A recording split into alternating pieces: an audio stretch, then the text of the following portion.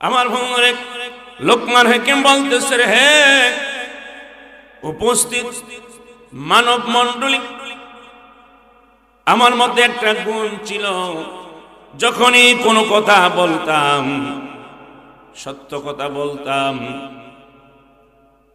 কোনদিন কোনো মিথ্যা কথা আমি লোকমানের জবান দিয়ে বের হতো না।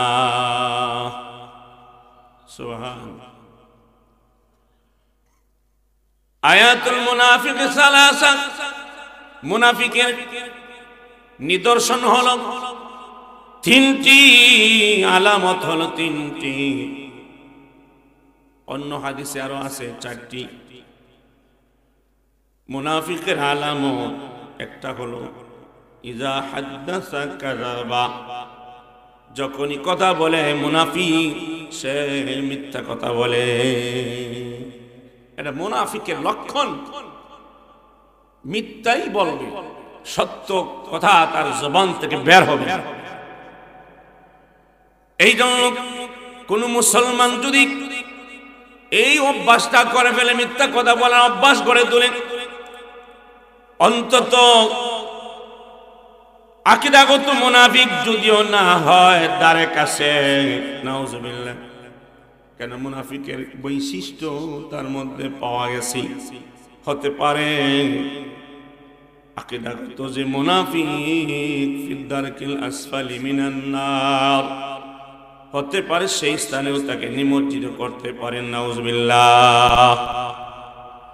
লোকমান হাকিম বলেন, ভাইরা রে আমার, আমি যখনই কথা বলতাম, সত্য কথা বলতাম, আল্লাহ রাব্বুল আলামিন সূরাতুল আহজাবে বলেন, বিসমিল্লাহির রহমানির রহিম,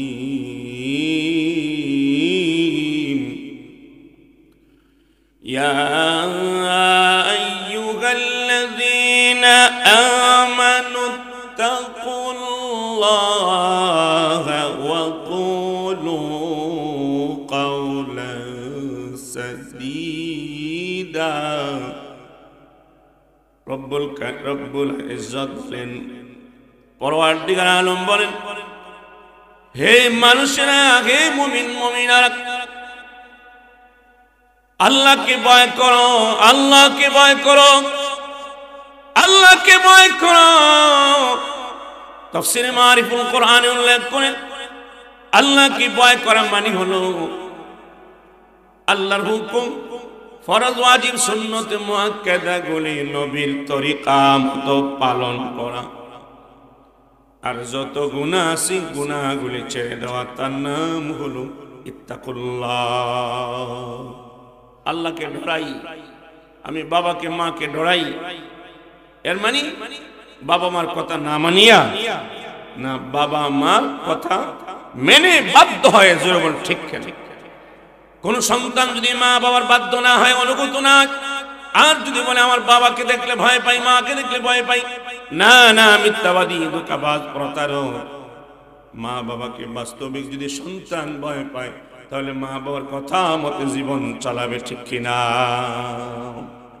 ঠিক তেমনি ভাবে আল্লাহকে ভয় করি, আল্লাহ আমার মুনিব, আল্লাহ আমার মালিক, এটা স্বীকার করিনি মুসলমান, কিন্তু আল্লাহর কথা মানি না, হুকুম মেনে চলি না, নবীর তরিকায় চলি না, যত গুনাহ আছে গুনাহ ছেড়ে দেই না, তাহলে আল্লাহকে ভয় করা হলো না, ঠিক কিনা? এই জন্য তাফসীরে মারিফুল কোরআন উল্লেখ করেন, আল্লাহকে ভয় করা মানে হলো আল্লাহর বিধান নবীর তরিকা মতো পালন করা, আর যত গুনাহ আছে সমস্ত গুনাহগুলি ছেড়ে দেওয়া। আমার বিষয় কিন্তু এটা না, কিন্তু দৃষ্টান্ত দিতে গিয়ে এসে গেছে, যেমন কোর্ট কাছারিতে, অফিস আদালতে দেখা যায় লম্বা দাড়ি, বুকের মধ্যে পড়ে গেছি, সাদা দাড়ি, চেহারাও সুন্দর, মাথায় টুপি আছে, অফিসের চেয়ারে বসা, 5 ওয়াক্ত নামাজও পড়ে, কিন্তু আপনি একটা অভিযোগ দরখাস্ত নিয়ে গেলে, ফাইল জমা দিলি, ফাইলটা ততক্ষণ পর্যন্ত গুরুত্ব দিয়ে তাকাবে না, আপনার চেহারার দিকেও তাকাবে না।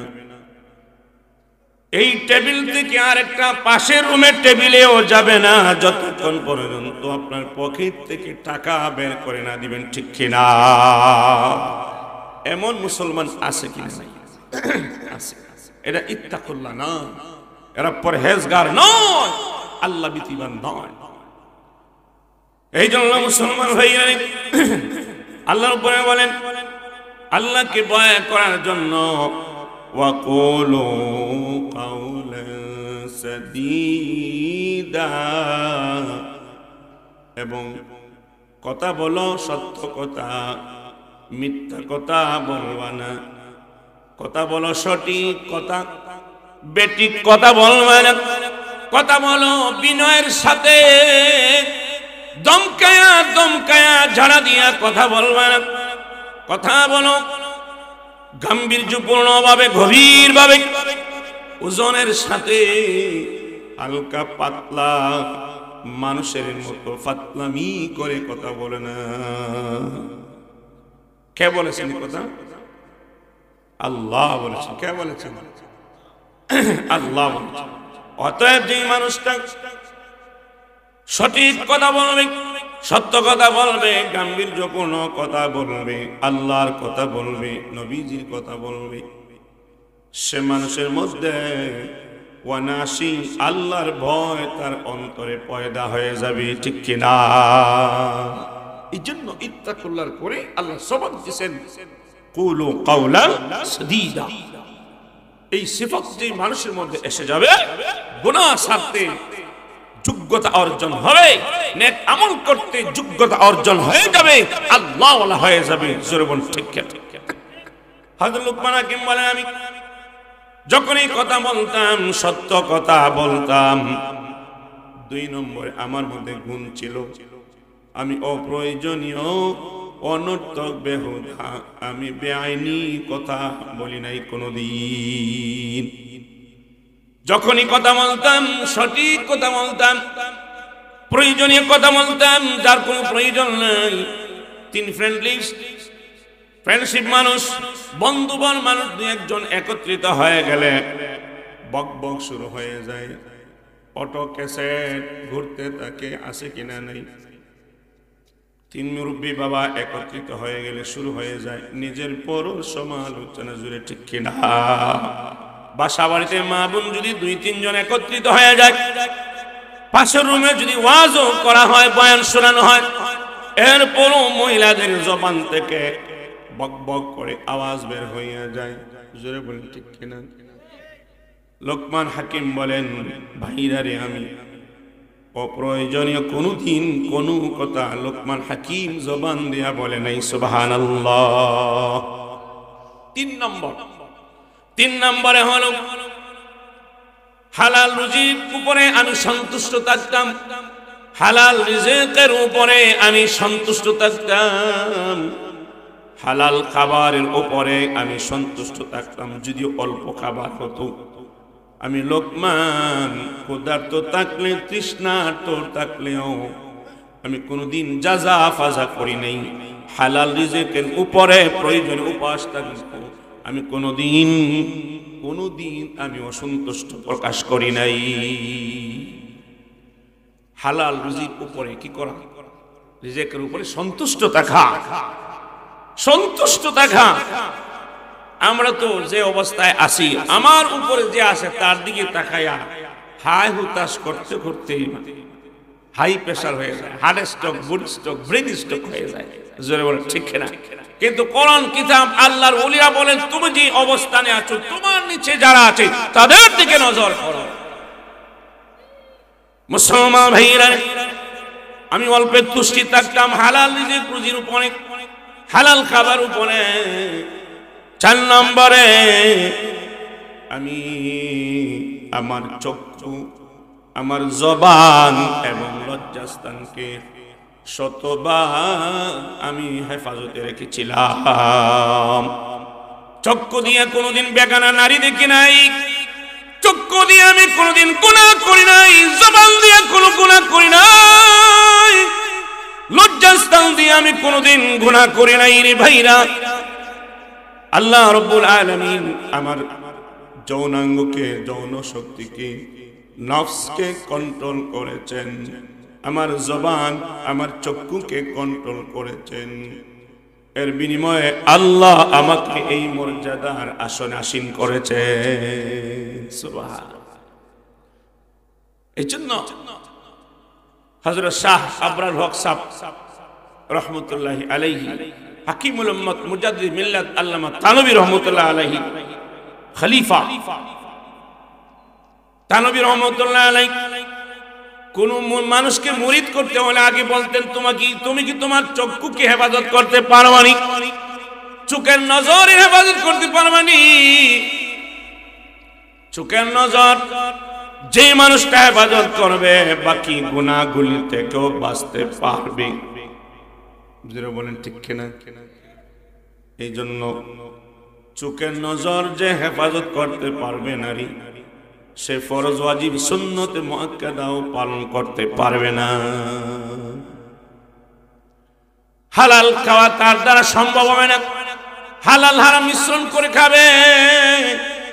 যদিও দেখা যাবে দাওরায় হাদিস পাস মৌলানা সাহেব মুহতামিম সাহেব, যদিও দেখা যাবে 3 চিল্লার সাথী, 1 সালের সাথী, যদিও দেখা যায় মসজিদের মুতাওয়াল্লি, সেক্রেটারি, মুসল্লি, নামাজি, দিনদার, লম্বা দাড়িওয়ালা যদিও দেখা যায়, কিন্তু চোখের নজর যদি রক্ষা না করতে পারে, তাহলে আল্লাহর বিধিবিধান, নবীর তরিকা চলা সম্ভব হবে না। এই জন্য ভাইরা আমার, চোখের নজরকে হেফাজত করব।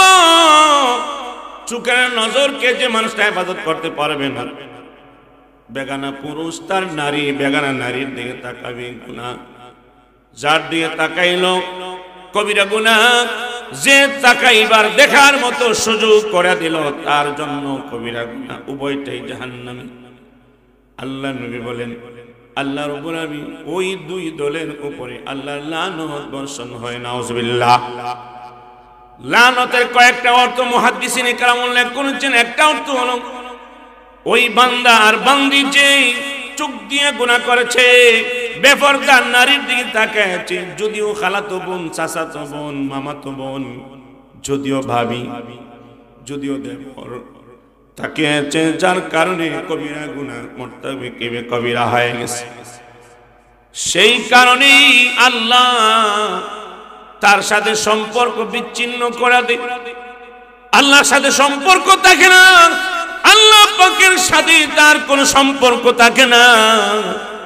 আল্লাহ তার উপরে রহমতের দরওয়াজা বন্ধ করে দেন, মাগফিরাতের দরওয়াজা বন্ধ করে দেন, ফজল আর করম ইহসানের দরওয়াজা আল্লাহ বন্ধ করে দেন। নাউজুবিল্লাহ। আর জাহান্নামে যাওয়ার জন্য একটা কবিরা গুনাহই যথেষ্ট, 100 লাগবে না, একটা কবিরা গুনাহই যথেষ্ট জাহান্নামী হওয়ার জন্য। আল্লাহ পাক আমাদের সকল কি কবিরা গুনাহতে হেফাজত করে, সকলে বলেন আমিন। এই জন্য মুসলমান ভাইরা, লোকমান হাকিম বলেন, বাবারে ভাই, আমি চোখের জবানের হেফাজত করেছিলাম, নফসের হেফাজত করেছি। কোন দিন জবান, চক্ষু, নফস দিয়ে গুনাহ কাজে লিপ্ত হই নাই। 5 নম্বরে হলো মেহমানদারি করতাম, মেহমান নেওয়াজি ছিলাম। আমি যখন খাবার খেতাম, মেহমানকে পাশে বসাইয়া খাবার খেতাম। মেহমান দেখলে আমি খুব খুশি হতাম। হযরত ইব্রাহিম আলাইহিস সালাম আল্লাহর পয়গম্বর ছিলেন, নবী ছিলেন, কিন্তু খলিল উপাধি তখনই লাভ করেছিলেন। খলিল বন্ধু উপাধি তখনই লাভ করেছিলেন। একদিন দস্তরখানা বিছায়া, খাবার প্লেট সামনে দস্তরখানায় রেখে, কোন মুসাফির নাই, কোন মেহমান নাই। আল্লাহর পয়গম্বর ইব্রাহিম আলাইহিস সালাম পেরেশান হয়ে গেছে, চোখ দিয়া পানি পড়তেছে, অন্তরটা হাঁপাইতেছে, কাঁপতেছে, কাঁদতেছে। আল্লাহ রাব্বুল আলামিন বন্ধুর হালত দেখলেন। আল্লাহ রাব্বুল আলামিন জিবরাইলকে বললেন, একজন ফেরেশতা আমার বন্ধুর পাশে মেহমান হওয়ার জন্য। সুবহানাল্লাহ। মেহমান না থাকলে আমার বন্ধু খাবার মুখে দিবে না। সুবহানাল্লাহ। আল্লাহু আকবার। এ মুসলমান ভাইরা আমার, এই জন্য মেহমান নওয়াজি করা আল্লাহর কাছ থেকে ওয়ালাওয়াতি অর্জন করার একটা মাধ্যম। 6 নম্বরে হলো প্রতিবেশী যে আছে প্রতিবেশীর হক আদায় করা, প্রতিবেশীর হক রক্ষা করা। কাফের হোক আর মুসলমান হোক, ইমানদার হোক আর নিজের হোক আর পরের হোক, যে প্রতিবেশী আমার ঘরের পাশে আছে তার হক রক্ষা করা ইমানি দায়িত্ব, ঠিক কিনা? লোকমান হাকিম বলেন, আমি প্রতিবেশীর হক রক্ষা করতাম, প্রতিবেশীর খবরগিরি না করে আমি লোকমান খাবার মুখের মধ্যে ধারণ করি নাই। আল্লাহ রাব্বুল আমিন এর বিনিময়ে আল্লাহ আমাকে, আমি লোকমানকে এই মর্যাদা দান করেছেন। সুবহানাল্লাহ। পারবো তো এই গুণগুলো অর্জন করতে? পারবো তো? একটা হাত উঠে দেখি তো। আল্লাহ সকলকে কবুল করেন। হাত নামান। এ মুসলমান ভাইরা, লোকমান হাকিমের মধ্যে আরো কিছু গুণ ছিল, যার কথার মধ্যে এত মাধুর্যতা ছিল, মনোগ্রাহী, হৃদয়গ্রাহী, মানুষের অন্তরকে কেড়ে নিতেন। কথা বলতেন, বোঝা যাইত তার কথা শুনলে ইলম বাড়ে, জ্ঞান বাড়ে। লোকমান হাকিমকে দেখলেই আল্লাহ রাব্বুল আলামিনের কথা স্মরণ হয়ে যেত। লোকমান হাকিমের আমল দেখলেই পরকালের কথা, আখিরাতের কথা মানুষের চোখের সামনে স্মৃতি বিজড়ন করত। পরকালের দৃশ্যগুলি মানুষের চোখে এসে যেত। এই জন্য মুসলমান ভাইরা, লোকমান হাকিম যেখানে যাইতেন মানুষ তার বয়ান শোনার জন্য, কথা শোনার জন্য পাগল হয়ে যেত, জড়ো হয়ে যেত। দাউদ আলাইহিস সালাম যখনই আগমন করলেন পয়গম্বর হিসাবে, তখন থেকে উনি দাওয়াত দেওয়া, আইয়ুব আলাইহিস সালামের দ্বীন প্রচার করা, আইয়ুব আলাইহিস সালাম নবীর নিসবতে বন্ধ করে দিয়েছে। সুবহান। হযরত লোকমান হাকিম, আমি যে সূরার মধ্যে তিলাওয়াত করেছি, হযরত লোকমান হাকিম নিজের সন্তানকে কিছু নসিহত করছেন, ওয়াজ করেছেন। আমরা তো এমন মুসলমান, বাবা আব্দুল্লাহ, সন্তান আব্দুল করিম, কিন্তু ধমকায়া বলি, হ্যাঁ নামাজ পড়ছি, এইভাবে বলি, একবার দুইবার বলে আর বলে না, খবর করি না। আমি তবলিগ করি, মসজিদে আসি, আমার বেগম ম্যাডাম নামাজ পড়লো কি খবর রাখি না। ঠিক কিনা বলেন? হযরত লোকমান হাকিম ওয়াজ করেছেন, সন্তানকে, নিজের গর্ভজাত সন্তানকে ওয়াজ করেছেন। আল্লাহ রাব্বুল আলামিনের কাছে এত পছন্দ হয়ে গেছে, যার কারণে আল্লাহ সূরা লোকমান নামে সূরা নামকরণ করেছেন। এই সূরার ভিতরে লোকমান হাকিমের সন্তানকে যে ওয়াজ করেছেন, আল্লাহ কোরআনের আয়াত বানাইয়া কোরআন নাযিল করেছে। সুবহানাল্লাহ। নসিহতগুলি শুনবো? হ্যাঁ, যারা বিয়ে করে নাই বাবা হইবা তো, সন্তানের মালিক হইবা তো, যারা সন্তান আছে তাদেরও প্রয়োজন, যারা বিয়ে করে নাই তাদেরও প্রয়োজন।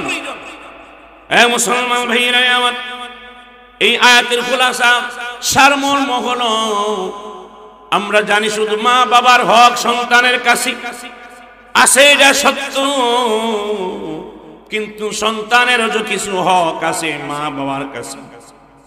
সন্তান প্রতিপালনে পিতা মাতার কর্তব্য, এটা আমরা সমাজের মানুষ কিছু অংশ মানুষ বুঝি না, ঠিক কিনা?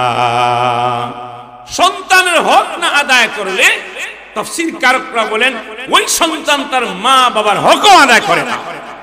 নাউজুবিল্লাহ। আওয়াজ দিয়া বলেন নাউজুবিল্লাহ। এ মুসলমান ভাইরা, সন্তানের হক কি এরপরে বলবো। লোকমান হাকিমের ওয়াজগুলি একটু আমরা শুনতে যাই। হযরত লোকমান হাকিম নিজের সন্তানকে ডাক দিয়ে ওয়াজ করতেছে। 1 নম্বর ওয়াজ, وَإِذْ قَالَ لُقْمَانُ لِابْنِهِ وَهُوَ يَعِظُهُ يَا بُنَيَّ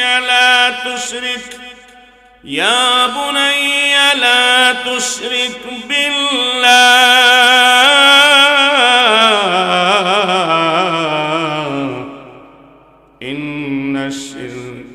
লাযুলমুন আযীম।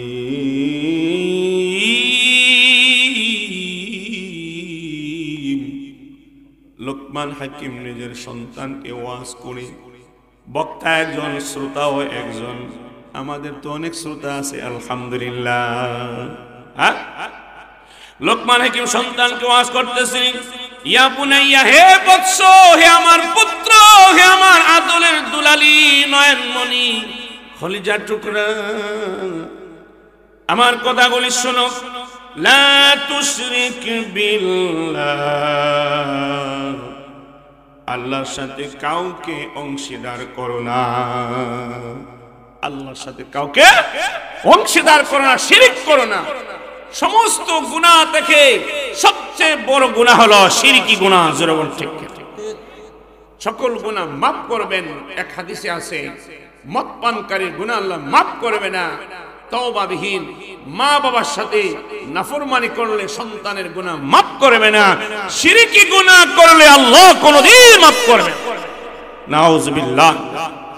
হে মুসলমান ভাইরা আমার, হযরত লোকমান হাকিম বলতেছেন, ইয়া বুনাইয়া লা তুশরিক বিল্লাহ ইন্নাশ শিরকা লাযুলমুন আযীম। হে আমার বৎস, শিরিক করো না আল্লাহর সাথে কাউকে। নিশ্চয়ই শিরিক হলো এটা বড় গুনাহ, জঘন্যতম একটা গুনাহ। শিরিক তিন ভাগে বিভক্ত, সংক্ষেপে বলি, কমাস কম তিন ভাগে শিরিক। শিরিক বিল জাত, আল্লাহর জাতের সাথে অংশীদারিত্ব করা। কোরআনে বর্ণনা আছে, ওয়াজ আছে, কেউ বলেছে দুই খোদা, কেউ বলেছে তিন খোদা।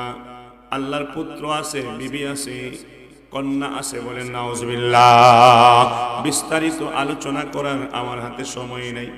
কেউ 33 কোটি দেবতার পূজা করে, বটগাছের পূজা করে, পাথরের পূজা করে, অগ্নির পূজা করে, গাভীর পূজা করে, বলদের পূজা করে, তুলসী গাছের পূজা করে। জোরে বলেন ঠিক কিনা?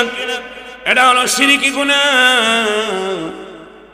শিরকি, শিরক বিজাত, আল্লাহর সাথে আরো অংশীদার করে দেওয়া, আসলান অংশীদার তো করে দেওয়া, এটা বড় গুনাহ।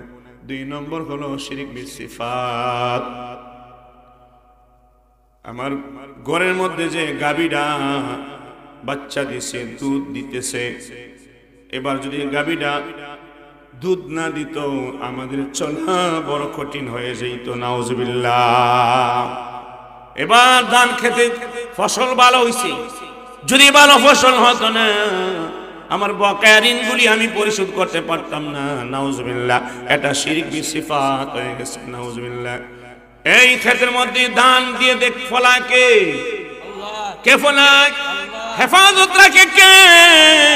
একটা সারা গাছ থেকে ধানের সরা বের করে দিয়া ক্রমানুসারে বড় করে পাকায়া আপনি খাটা পর্যন্ত আল্লাহ ফেরেশতা দিয়ে হেফাজত রাখেন। সুবহানাল্লাহ। ধান দিয়ে মারাইয়া বাড়িতে নিয়ে আসেন। আপনি যে মেহনত করলেন, ধান কাটলেন, ধান মারাইলেন, শুকাইলেন, আপনাকে এই পরিশ্রম করার ক্ষমতা দান করলেন কে? সবগুলি আল্লাহ। অতএব কেন বলো যদি এবার দান খেতে দান বেশি না হতো চলা বড় কঠিন হয়ে যেত। নাউজুবিল্লাহ। সর্বক্ষেত্রে বলতে হবে আমার আল্লাহ দান করেছেন, আমাকে আল্লাহ এবার অন্যান্য বছর থেকে ফসলের মধ্যে বরকত দিয়েছেন। আল্লাহ পাক আমাকে বরকত হিসেবে গাভীর স্তনে প্রচুর দুধ আল্লাহ জমা দিয়েছে। আল্লাহর কথা বলতে গাভীকে কোনো মাধ্যম বানানো ঠিক হবে না। এটা তো আল্লাহ সৃষ্টি করছে। গাভীর স্তন থেকে তার মানব জাতিকে খাওয়াবে, পান করাবে। আল্লাহর পক্ষ থেকে একটা হালাল উত্তম রিজিকের ব্যবস্থা করে দিয়েছেন কে? আল্লাহ। জোরে কে? এগুলি বুঝার দরকার। আমার ছেলেটা যদি চাকরি করতো না, কামাই করতো না, লন্ডন আমেরিকা যেত না, আমি খেতে পারতাম না। আমার অবস্থা আগে খুব খারাপ ছিল। এমন অনেক সময় বলে হুজুর আমার ঘরে পানি পড়তো, কিন্তু বিদেশ যাওয়ার পরে অবস্থাটা পরিবর্তন হয়েছে। এটা বলে না আমি দারিদ্র ছিলাম ঠিকই, কিন্তু আল্লাহ পাক আমার হালতকে পরিবর্তন করেছে। ঠিক না? এটা বলতে হবে আমার আল্লাহ পাক আমাকে হালাত পরিবর্তন করেছে, অভাব দূর করেছে। 3 নম্বর শিরক হলো শিরক বিল ইবাদত। ফামান কানা ইয়ারজু লিকা রাব্বিহি فليعمل عملا صالحا ولا يشرك بعبادة ربه أحدا। আল্লাহ রাব্বুল আলামিন বলেন, যে ব্যক্তি কোন ব্যক্তি যদি তার রবের সাথে মোলাকাত করতে চায়, ভালো অবস্থায় সন্তুষ্ট অবস্থায় মোলাকাত করতে চায়, তার রবের সাথে সাক্ষাৎ করতে চায়, সাক্ষাৎ তো বাধ্যতামূলক করতে হবে, ঠিক কিনা? বেনামাজিও কাটতে হবে, আল্লাহর আদালতে হাজিরা দিতে হবে, আল্লাহর সামনে হাজির হতে হবে, বেনামাজি হাজির হতে হবে, সুদখোর, ঘুষখোর, বাটপার, বেঈমান, লুচ্চা, জালিম, সন্ত্রাস, কুলাঙ্গার, আল্লাহর ওলি, দরবেশ সকলেই আল্লাহর সামনে দাঁড়াতে হবে, ঠিক কিনা বলেন? এজরা চিল্লা কর, ঠিক কিনা? সকলেই আল্লাহর সামনে হাজিরা দিতে হবে। কিন্তু কেউ যদি চায় ভালো অবস্থায় আল্লাহর সন্তুষ্টি অর্জনের লক্ষ্যে সাক্ষাৎ করতে চায়, আল্লাহ বলেন ফালিয়ামাল আমালান সালিহা। আল্লাহ বলেন অত্যাবশ্যক সে যেন নেক আমল করে, সে যেন নেক আমল করে, শুধু নেক আমল করে বলে না, অত্যাবশ্যক আবশ্যক সে যেন নেক আমল করে। নেক আমল কাকে বলে? তাফসীরে কবির আল্লামা ইমাম ফখরুদ্দিন রাজি বলেন, নেক আমল হলো আমার নবীর তরিকা মতো কাজ করা, আমল করা, এটা হলো নেক আমল। মন গড়া আমল করা যাবে না, মন গড়া মুরিদ বানানো যাবে না, মন গড়া ফিরাকি করা যাবে না, মন গড়া কোনো ধর্ম প্রচার করা যাবে না, ঠিক কিনা? আমার নবীর তরিকা থাকতে হবে। এ মুসলমান ভাইরা, আল্লাহ রাব্বুল আলামিন বলেন ওয়ালা তুশরিক বিহি বিইবাদাতি রাব্বিহি আহাদা। আল্লাহ রাব্বুল আলামিন বলেন 2 নম্বরে হলো, 1 নম্বরে হলো সে যেন নেক আমল করে, 2 নম্বরে হলো ইবাদতের মাধ্যমে যেন আল্লাহর সাথে কাউকে অংশীদার না বানায়। এটা একটা ব্যাখ্যা করি। ইবাদতের মাধ্যমে শরীক হয়, শিরিক হয়, শিরকি গুনাহ হয় কেমনে? হে মুসলমান ভাইরা, আমি নফল রোজা মাঝে মধ্যে রাখি, প্রতি মাসে 3টা রোজা আমার নবী রাখতেন। 13, 14, 15 তারিখ প্রতি আরবি মাসের। এখন নিয়ম হলো নফল রোজাগুলি আমি রাখছি, কেউ জানতো না, লুকায় রাখতাম। কি লুকায় রাখতাম? এখন একজনের বাড়িতে গেছে, শ্বাস তলে গেছি, তুমি রোজাদার, শ্বাস তলে যাওয়ার অর্থটা কি? কেন যাও? ও মুসলমান, ভালো করে বোঝার চেষ্টা করবেন। গেছেন চা খান, চার দোকানে গেছেন, বিদায় বলবেন চা খান, চা পান করেন, না আমি রোজা। এটা বোঝায় মানুষ জানুক আমি যে রোজা রাখি, মানুষ জানুক, এটাও বলে শিরকি গুনাহ, নাউজুবিল্লাহ। ভালো করে বোঝার চেষ্টা করেন। আমি মসজিদে সবার, এটাও শিরকি গুনাহ।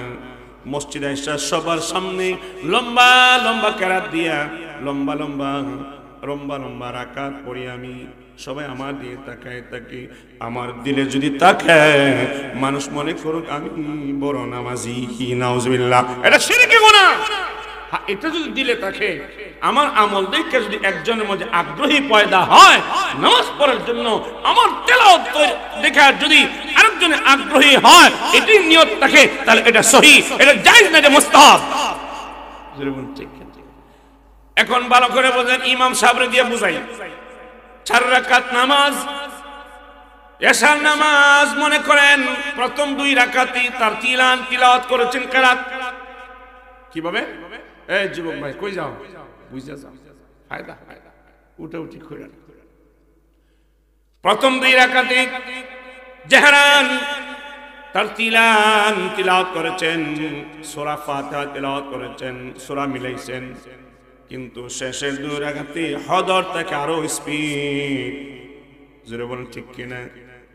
এমন যদি হয়, এটাও বলেছেন তাফসীরকাররা বলেন এটাও শিরকি গুনাহের মধ্যে অন্তর্ভুক্ত। নাউজুবিল্লাহ। আমি নামাজ পড়তেছি, আমি একা একা নামাজ পড়তেছি, বা ইমাম সাহেব নামাজ পড়ে আমার কেরাত সুন্দর হোক, মানুষ মনোগ্রাহী করবে, আমার সুনাম খ্যাতি হবে। সুনামগঞ্জে অমুক মসজিদে ইমাম সাহেবের তিলাওয়াত সুন্দর, এটা যদি তার দিলের মধ্যে জন্ম হয়, এটাই আমলের মধ্যে শিরকি পয়দা হয়ে গেছে। এমন ময়লা আমল আমার আল্লাহ কবুল করেন না। নাউজুবিল্লাহ। বুঝতে পারছেন ভাই? এই জন্য মুসলমান ভাইয়েরা আরেকটা দৃষ্টান্ত দিয়ে বলি। মেয়েকে বিয়ে দিছে আলিম জামাইয়ের কাছে, হাফিজ সাহেবের কাছে, নামাজি মানুষের কাছে, তাবলীগী মানুষের কাছে। এখন বাবা হলো, মেয়ের বাবা হলো দুনসুনাউল্লাহ, সারাদিন খেতে কাম করে, গরুর পিছনে তিতি তিতি করে। এখন মেয়ের বাড়িতে গেছে, মেয়ে বলতেছে বাবা টুপিটা নিয়ে মসজিদে যাও, না গেলে তোমার জামাই আমাকে লজ্জা দিবি, বাড়িওয়ালা আমাকে লজ্জা দিবে। তখন বাধ্য হইয়া শ্বশুর মিয়া জামাইয়ের এলাকার মসজিদে নামাজ পড়তে যায়। এই কারণে যদি যায় তাহলে শিরকি গুনাহ হয়। বলেন না নাউজুবিল্লাহ। এই জন্য মুসলমান ভাইরা কোন আমলের মধ্যে অন্য কোন জিনিস যেন অংশীদারিত্ব না করে খেয়াল করতে হবে, খেয়াল করতে হবে। যেমন আমি ওয়াজ করতেছি, আমার নিয়ত দিয়া থাকে আমি কেমনে উম্মতকে বুঝাবো, আল্লাহ কেমনে উম্মতকে বুঝাবো, আমার জবানে জেহেনে ঢেলে দাও, যাতে আমি আমার পায়দা হয়, উম্মতের পায়দা হয়। এই নিয়ত যদি থাকে তাহলে মুস্তাহাব। জোরে বলেন ঠিক কিনা? আর যদি বলে আমি কেমন বক্তা, প্রোগ্রাম বেশি হবে, সুন্দর ওয়াজ করতে পারি, শ্রোতাকে আকৃষ্ট করতে পারি, এটা শিরকি গুনাহ হয়ে যাবে। সময় কম। এজন্য শিরক কয় প্রকার? শিরক বিজাত, শিরক বিসিফাত, শিরক বিল ইবাদা। তিন প্রকারের শিরকি গুনাহতে আল্লাহ সকলকে হেফাজত করুন। সকলে বলে আমিন। এই জন্য সন্তানকে এক নম্বর ওয়াসিয়ত করলেন, ওয়াজ করলেন লুকমান হাকিম বাবার শিরকি গুনাহ। শিরকি গুনাহ সবচেয়ে বড় জঘন্যতম গুনাহ, বড় গুনাহ। দুই নম্বর ওয়াজ করতেছেন ইয়া বুনাইয়া ইন্নাহা ইন তাকুম مثقال حبة من خردل فتكن في صخرة أو في السماوات। লুকমান হাকিম সন্তানকে ওয়াজ করতেছে, হে আমার বৎস, আমার সন্তান, ইন্নাহা ইন তাকুম মিসকালা হাব্বা, ভালো করে বোঝার চেষ্টা করো। নিশ্চয় নিশ্চয় যদি অনুপরিমাণ, সামান্য পরিমাণ কোন বস্তু যদি পাথরের ভিতরে লুকায়া যায়, মহাশূন্যে সাত আসমানে লুকায় থাকে, আউফিল আর অথবা ভূখণ্ডের নিচে থাকে, ইয়াতি বিহাল্লাহ,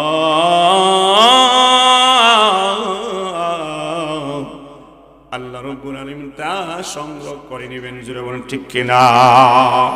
অতএব সামান্য পরিমাণ গুনাহ করা যাবে না, সামান্য পরিমাণ ত্রুটি অন্যায় করা যাবে না রে বাবা। সামান্য পরিমাণ গুনাহ করবি না। শিরকি গুনাহ তো বড় গুনাহ, শিরকি গুনাহ বড় গুনাহ। সামান্যতম অপরাধ পর্যন্ত আল্লাহর জমিনে আসমানের নিচে করা যাবে না। যদি করো ফামান ইয়ামাল মিসকালা যারাতিন খায়রান ইয়ারা ওয়া মান ইয়ামাল মিসকালা যারাতিন শাররান ইয়ারা। অল্প পরিমাণে কামাল করলে বান্দা কিয়ামতের দিনে সচক্ষে দেখবে, সচক্ষে তার হস্তগত হবে। অনুপরিমাণ স্বল্প পরিমাণ গুনাহের কাজ যদি করে বান্দা বান্দি, তাও তার হস্তগত হবে, নিজে দেখবে। নাউজুবিল্লাহ। এই জন্য সাবধান। সন্তানকে ওয়াজ করতেছে, আমার মনে দেখা যায় বাপ নামাজি, তাবলীগওয়ালা, মুসল্লি, কিন্তু সন্তান দেখা যায় গরু চুরা হয়। কথা বুঝতে পারছেন? গরু চোরা হয়ে গেছে, এই ওয়াজগুলি যদি আমাদের সন্তানকে করতাম, আমাদের সন্তানকে পাশে বসায় যদি লুকমান হাকিমের নসিহতগুলি শুনিয়ে দিতাম, খোদার কসম এই সন্তান কোনোদিন মুরগি চোরা হবে না। ঠিক কিনা? এই মুসলমান ভাইরা, এই আলোচনাগুলো জরুরি কি জরুরি না? এই জন্য হযরত লুকমান হাকিম বলেন, ইয়া বুনাইয়া আকিমিস সালাহ, হে আমার সন্তান, হে আমার পুত্র, নামাজ কায়েম করো, নামাজ কায়েম করো। খেতে না গেলে, চাকরিতে না গেলে, জমিনে কাজে না গেলে মন খারাপ, বাবা ছেলে ঝগড়া দ্বন্দ্ব, জোরে বলেন ঠিক কিনা? কিন্তু বাবা নামাজ পড়ে না, সন্তানকেও নামাজ পড়ার উদ্বুদ্ধ করে না, তরগিব করে না, দাওয়াত দেয় না। কেমন বাবা? বাবা নামে কলঙ্ক, জোরে বলেন ঠিক কিনা? নামাজের কথা সন্তানকে বলতে হবে, এটা বাধ্যতামূলক, আল্লাহ নির্দেশ করেছেন। কেমনে? শুধু লুকমান হাকিম বলে নাই, আল্লাহ রাব্বুল আলামিন তার বন্ধুকে বলতেছে, ওয়া'মুর আহলাকা বিস-সালাতি ওয়াসতাবির আলাইহা লা নাসআলুকা রিজকা নাহনু নারযুকুকা ওয়াল আকিবাতু লিত-তাকওয়া। আল্লাহ রাব্বুল আলামিন রাহমাতুল আলামিন সাইয়্যিদুল মুরসালিন, আপনি আমার প্যারা নবীকে আল্লাহ হুকুম করলেন, নির্দেশ করলেন, হে আমার বন্ধু, হে আমার হাবিব, আপনার পরিবার পরিজন, আপনার গোটা উম্মতকে, দিনদার মুমিন মুমিনাকে নামাজ পড়ার নির্দেশ দেন, নামাজের নির্দেশ দেন। ওয়াসতাবির আলাইহা, আপনিও নিজে পড়েন নামাজের প্রতি, শুধু আপনি নিজে পড়বেন না, আপনিও নিজে পড়েন, নামাজের প্রতি যত্নবান হন। সুবহানাল্লাহ। আরবি ভাষা হয়তো বুঝবেন না, উলামায়ে কেরাম বুঝবে আল্লাহ এখানে কি শব্দ করে উল্লেখ করেছেন। বলেন উম্মতকে বলেন, পরিবার পরিজনকে বলেন, নির্দেশ দেন নামাজের জন্য, আর আপনিও নামাজ পড়েন এবং নামাজের প্রতি যত্নবান হন।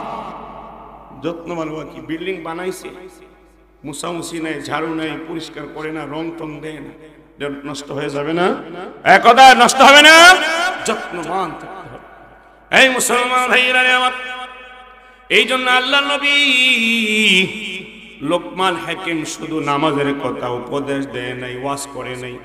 আল্লাহ নবী রাহমাতুল আলামিন বলতেছেন, قال رسول الله صلى الله عليه وسلم مروا اولادكم بالصلاه। হে আমার উম্মতের মা আর বাবা, তোমার ছেলে কি বা মেয়ে, তোমার আওলাদ